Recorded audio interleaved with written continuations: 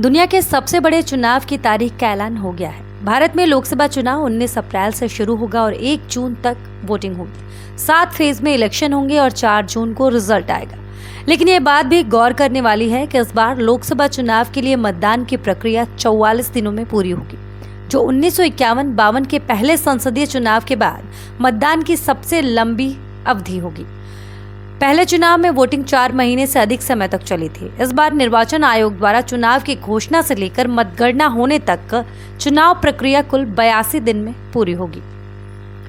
लेकिन इस मौके पर हम आपको आजाद भारत के पहले संसदीय चुनाव से जुड़ी कुछ रोचक बातें बताते हैं। देश का पहला आम चुनाव 25 अक्टूबर 1951 से लेकर 21 फरवरी 1952 तक चला, यानी कि भारत का पहला लोकसभा चुनाव शुरू होकर खत्म होने में साल बदल चुका था। ये टाइम पीरियड के हिसाब से भारत का सबसे लंबा चुनाव था। देश में सबसे कम समय में आम चुनाव 1980 में हुए थे, जब महज 4 दिनों में मतदान पूरा हो गया। पहले चुनाव में वोटिंग 4 महीने से अधिक समय तक चली थी। साल 1951 में हुए भारत के आम चुनाव में दुनिया की आबादी का करीबन 17% हिस्सा मतदान करने वाला था। भारत का पहला लोकसभा चुनाव तब भी उस समय का सबसे बड़ा चुनाव था और आज भी दुनिया का सबसे बड़ा मतदान। उस दौरान अलग अलग तारीखों को मिलाकर कुल 17 दिन मतदान हुए। तब चुनाव आयोग ने पूरे देश में 1,96,084 मतदान केंद्र बनाए थे। भारत के पहले मुख्य निर्वाचन आयुक्त सुकुमार सेन थे, जिन्होंने आजाद भारत का पहला आम चुनाव करवाया। यहाँ ये बात भी गौर करनी चाहिए कि 1951 में हुए इस देश के पहले चुनाव के दौरान ना तो देश के मतदाताओं के पास चुनाव का कोई पूर्व अनुभव था और ना ही निर्वाचन आयोग के पास कोई बुनियादी ढांचा। भारत में पहला लोकसभा चुनाव 25 अक्टूबर 1951 को शुरू हुआ था और इसके बाद 17 अप्रैल 1952 को देश में पहली लोकसभा का गठन हुआ।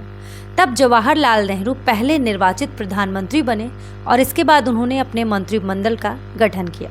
साल 1951-52 में हुए पहले लोकसभा चुनाव के दौरान भारत की कुल जनसंख्या लगभग 36 करोड़ थी।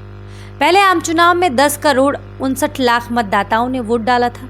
1951-52 के पहले लोकसभा चुनाव में कुल 45% तक मतदान हुआ।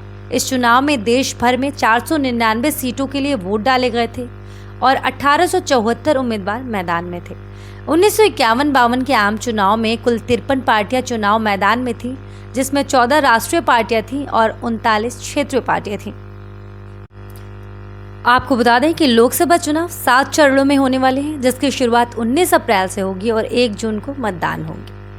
जून तक चुनाव करवाने की 2 प्रमुख वजह है। इसमें पहली वजह ये है कि 2019 की तुलना में इस साल चुनाव का ऐलान 6 दिन की देरी के साथ हुआ। 2019 चुनाव में तारीखों का ऐलान 10 मार्च को हुआ था।